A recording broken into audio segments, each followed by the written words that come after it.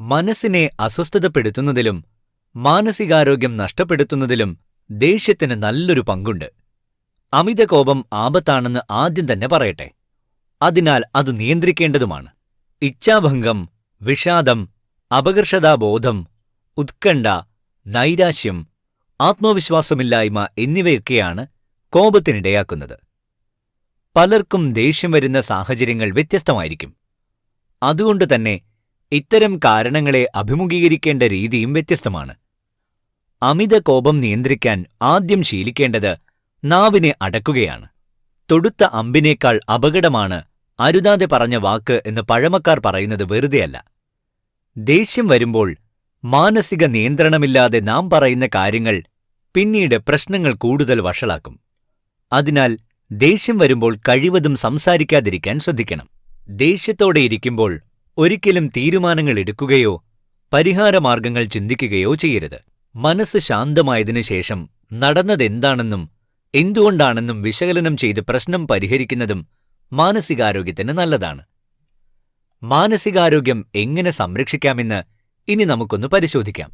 അക്രമം, കലഹം തുടങ്ങിയ സ്വഭാവങ്ങൾ ജീവിതത്തിൽ ദുഃഖങ്ങളും ദുരിതങ്ങളും മാത്രമേ സമ്മാനിക്കുകയുള്ളൂ എന്നതിനാൽ അത്തരം രീതികൾ ബോധപൂർവം ഒഴിവാക്കുക. സുഹൃത്തുക്കളുമായും ചുറ്റുമുള്ള സമൂഹവുമായും ക്രിയാത്മകമായും സൗഹൃദത്തോടെയും ഇടപഴകാൻ ശ്രമിക്കുക.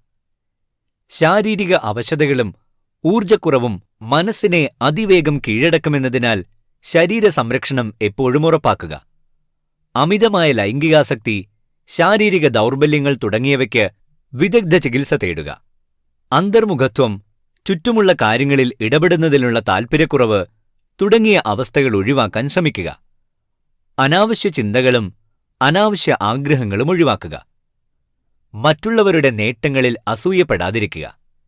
സ്ഥിരോത്സാഹവും ശുഭചിന്തകളും ജീവിതത്തിന്റെ ഭാഗമാക്കുക.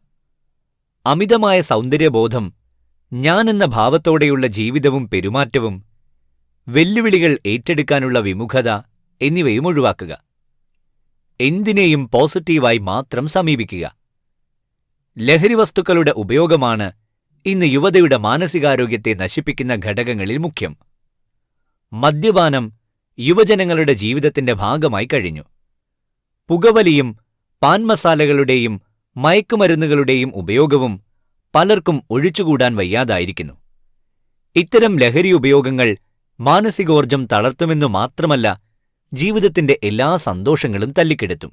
വേൾഡ് ഹെൽത്ത് സർവേയുടെ അവസാന റിപ്പോർട്ട് അനുസരിച്ച് 18നും 24നും ഇടയിലുള്ള 40% പുരുഷന്മാരും 20% സ്ത്രീകളും പുകവലിക്കാരാണെന്ന് കണ്ടെത്തിയിരുന്നു. കേവലം വിനോദത്തിന് തുടങ്ങുന്ന ലഹരി ഉപയോഗം മാനസികാരോഗ്യത്തെ തളർത്തുമെന്നു മാത്രമല്ല, അത് കുടുംബജീവിതത്തിന്റെ സുഗമമായ പ്രയാണത്തെയും ബാധിക്കും. കുടുംബജീവിതത്തിൽ നിർണായക തീരുമാനങ്ങൾ എടുക്കേണ്ടിവരുന്ന സമയത്തും ഉത്തരം കണ്ടെത്താനാകാതെയും ഗൗരവതരമായ പ്രശ്നങ്ങൾ ഉണ്ടാകുമ്പോൾ അതിനെ അതിജീവിക്കാൻ കഴിയാതെയും കടുത്ത മാനസിക അസ്വസ്ഥതകളിലേക്ക് ലഹരി ഉപയോഗം നിങ്ങളെ കൊണ്ടെത്തിക്കുമെന്ന കാര്യം മറക്കാതിരിക്കുക. മനസ്സിന് സന്തോഷമുണ്ടെങ്കിൽ ജീവിതത്തിനും സന്തോഷമുണ്ടാകും. ആരോഗ്യകരമായ ഭക്ഷണശൈലി, കൃത്യമായ വ്യായാമം, നല്ല ചിരി, വികാരങ്ങളെ വിവേകത്തോടെ നേരിടൽ, നല്ല ഉറക്കം, സംഗീത ആസ്വാദനം തുടങ്ങിയ കാര്യങ്ങൾ മാത്സര്യത്തിന്റെയും പിരിമുറുക്കത്തിന്റെയും വേഗത്തിന്റെയും ഈ കാലഘട്ടത്തിൽ മാനസിക സന്തോഷം നൽകാൻ നമ്മെ സഹായിക്കും. മാനസികാരോഗ്യം സംരക്ഷിക്കാൻ മറ്റൊരു മാർഗം ചിരിയെ ജീവിതത്തിന്റെ ഭാഗമാക്കുക എന്നതാണ്. പൊട്ടിച്ചിരിക്കാൻ കിട്ടുന്ന അവസരങ്ങൾ പാഴാക്കരുത്. ചിരി ആയുസ് കൂട്ടുമെന്നാണ് പഴമക്കാരുടെ വാദം. ഉള്ളു തുറന്നുള്ള ചിരി വൈകാരിക തലങ്ങളിൽ ഏറെ മാറ്റമുണ്ടാക്കാൻ സഹായിക്കുന്ന ഹോർമോണുകളെ ഉൽപ്പാദിപ്പിക്കും. അല്ലെങ്കിൽ തന്നെ പൊട്ടിച്ചിരിക്കുമ്പോൾ ശരീരത്തിനും മനസ്സിനും സ്വസ്ഥതയുണ്ടാകുമെന്ന കാര്യം ഊഹിക്കാവുന്നതല്ലേയുള്ളൂ. സംഗീതം ആസ്വദിക്കുന്നതും നടപ്പ്, ഓട്ടം, നീന്തൽ, സൈക്ലിംഗ് തുടങ്ങിയ എയ്റോബിക് വ്യായാമങ്ങളിൽ ഏർപ്പെടുന്നതും മാനസികാരോഗ്യം പ്രദാനം ചെയ്യും. കൃത്യമായ വ്യായാമത്തിലൂടെ ദിവസം മുഴുവൻ നീണ്ടുനിൽക്കുന്ന ഊർജം കിട്ടുകയും നെഗറ്റീവ് ചിന്തകൾ അവസാനിക്കുകയും ചെയ്യുമെന്നുറപ്പാണ്. മനസ്സ് മറ്റെന്തിനേക്കാളും ഏറെ പ്രധാനമാണ്. എന്തു ചോദിച്ചാലും മനസ്സില്ല എന്ന് പറയുന്നവരാകരുത് മലയാളി യുവത്വം. മനസ്സുണ്ടാകണം, മനഃശക്തിയുണ്ടാവണം. അതിന് മാനസികാരോഗ്യം സംരക്ഷിക്കേണ്ടത് ഏറെ പ്രധാനമാണ്. ആരോഗ്യമുള്ള ശരീരത്തിലേ ആരോഗ്യമുള്ള മനസ്സുണ്ടാവുകയുള്ളൂ. അതുകൊണ്ട് തന്നെ ശരീരത്തെയും അതുവഴി മനസ്സിനെയും നമുക്ക് സംരക്ഷിക്കാം. മറ്റൊന്ന്, ഭയത്തെ അറിയാം, അകറ്റാം. ഓരോ വ്യക്തിക്കും വ്യത്യസ്തമായ സാഹചര്യങ്ങളിലാണ് പേടി അനുഭവപ്പെടുന്നത് എന്നതുപോലെ പേടിയുടെ ലക്ഷണങ്ങളും വ്യക്തികൾക്കനുസരിച്ച് വ്യത്യാസപ്പെട്ടിരിക്കും. ഹൃദയമിടിപ്പ് പെട്ടെന്ന് കൂടുക, ശ്വസിക്കാൻ പ്രയാസം അനുഭവപ്പെടുക, വിയർക്കുക, തലചുറ്റൽ, അമിതമായ ഉത്കണ്ഠ എന്നിവ ഭയത്തിന്റെ ലക്ഷണങ്ങളായി കണക്കാക്കാം. ഒരു വേദിയിൽ നിന്നോ സന്ദർഭത്തിൽ നിന്നോ രക്ഷപ്പെടാൻ തോന്നുന്നതും ഒറ്റപ്പെടൽ അനുഭവപ്പെടുന്നതും പേടിയുടെ ലക്ഷണങ്ങളാകാം. ഭയം അതിന്റെ ഉച്ചസ്ഥായിയിലെത്തുമ്പോൾ ബോധം കെട്ട് വീഴുന്നതായോ മരിക്കാൻ പോകുന്നതായോ തോന്നുന്നവരുണ്ട്. പേടി യുക്തിരഹിതമാണെന്നറിയാമെങ്കിലും അതിനെ അതിജീവിക്കാൻ കഴിയുന്നില്ല എന്നതാണ് മിക്കവരുടെയും പ്രശ്നം. എന്തിനെയാണ് ഭയപ്പെടുന്നത് എന്ന് തിരിച്ചറിയുകയാണ് ഭയത്തെ മറികടക്കാനുള്ള ആദ്യപടി. ചില ഭയങ്ങൾ സാധാരണമാണ്.